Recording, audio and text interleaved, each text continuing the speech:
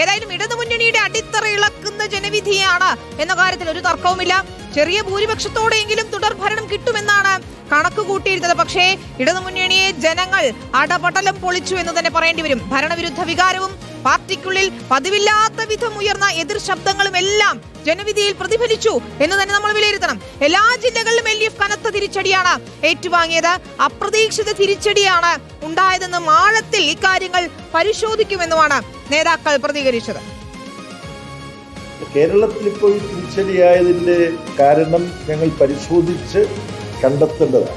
ഭരണത്തിനെതിരായി വലിയ തോതിലുള്ള വിമർശനങ്ങൾ ഉന്നയിക്കപ്പെട്ടിട്ടില്ല. അതാണ് യാഥാർത്ഥ്യം. അതുകൊണ്ട് ഞങ്ങൾ സൂക്ഷ്മമായി പരിശോധിക്കേണ്ടിയിരിക്കുകയാണ്. ഇടതുപക്ഷ ജനാധിപത്യ മുന്നണി പ്രതീക്ഷിച്ച വിജയം ഈ തെരഞ്ഞെടുപ്പിൽ ലഭിച്ചിട്ടില്ല. കേരളത്തിന്റെ കഴിഞ്ഞകാല അനുഭവങ്ങളെല്ലാമായി ബന്ധപ്പെട്ട് വലിയ വിജയമാണ് ഞങ്ങൾ പ്രതീക്ഷിച്ചത്.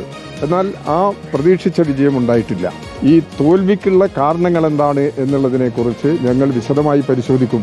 ഞങ്ങൾ പ്രതീക്ഷിച്ച വിജയം ഇടതുപക്ഷ ജനാധിപത്യ മുന്നണിക്ക് നേടാനായില്ല എന്നുള്ളത് ഈ ജനവിധിയുടെ പ്രത്യേകതയായിട്ട് ഞങ്ങൾ കാണുന്നു. ജനവിധിയുടെ എല്ലാ വശങ്ങളും പൂർണ്ണമായിട്ട് ആഴത്തിൽ പരിശോധിച്ച് വേണ്ട തിരുത്തലുകൾ വരുത്തി പാർട്ടിയും മുന്നണിയും ശരിയായ ദിശാബോധത്തോടുകൂടി മുന്നോട്ടേക്ക് പോകും.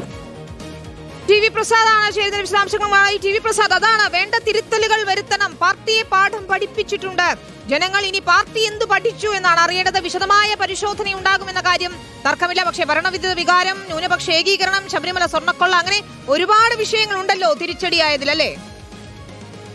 വിനിത, 2026 നിയമസഭാ തെരഞ്ഞെടുപ്പ് ഫലം അത് CPIM-നും LDF-നും ഉണ്ടായത് തിരിച്ചടി മാത്രമല്ല എന്നതാണ്. അവരുടെ സംഘടനാ സംവിധാനത്തിൽ തന്നെ വലിയ വിള്ളൽ വീണു എന്നതിൻ്റെ തെളിവുകളാണ് തളിപ്പറമ്പിലും അതുപോലെ പയ്യന്നൂരിലും തൃക്കരിപ്പൂരിലും ഉണ്ടായ പരാജയങ്ങൾ. അതെല്ലാം CPIM-ന്റെ ഉരുക്ക് കോട്ടകളായിരുന്നു. അവിടെ പോലും UDF സ്ഥാനാർത്ഥി വിജയിക്കുക എന്നുള്ളത് CPIM-ന് സംഘടനാപരമായി സംഭവിച്ച വലിയ വീഴ്ചകളും അതുപോലെ തന്നെ വലിയ പ്രശ്നങ്ങളിലേക്കും നയിക്കുന്നു എന്നുള്ളതാണ്.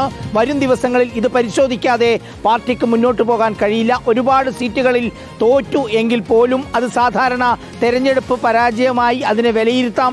പക്ഷേ ഇത്രയേറെ സംഘടനാ ശേഷിയുള്ള, ഒരു കാരണവശാലും തോൽക്കാനിടയില്ലാത്ത സീറ്റുകളിലുള്ള പരാജയം അത് പാർട്ടിയുടെ സംഘടനയിൽ തന്നെ ഉണ്ടാക്കിയ വലിയ ക്ഷീണമാണ് എന്ന തിരിച്ചറിവ് CPIM-ന് ഉണ്ടാവുകയാണ്. അതിൽ ഇനിയിപ്പോൾ വരും ദിനങ്ങളിൽ വലിയ പരിശോധന നടത്തും എന്നത് തന്നെയാണ്. സമീപകാലത്തുണ്ടായിരുന്ന വിവിധ വിഷയങ്ങൾ, ആ വിഷയങ്ങൾ ഉറപ്പായും ഇനിയിപ്പോൾ പാർട്ടിയുടെ മുന്നിലേക്ക് പരിശോധനയുടെ ഭാഗമായി വരും. ഭരണവിരുദ്ധ വികാരം ഏത് രീതിയിലാണ് ആഞ്ഞടിച്ചത്, CPIM-ന്റെ സംസ്ഥാന സെക്രട്ടറി എന്ന നിലയിൽ MV ഗോവിന്ദന്റെ ഇടപെടലുകൾ അത് പരാജയത്തിന് കാരണമായോ, അങ്ങനെ തുടങ്ങി ഒരുപാട് വിഷയങ്ങൾ ഇനി പാർട്ടിയുടെ മുന്നിലേക്ക് വരികയാണ്.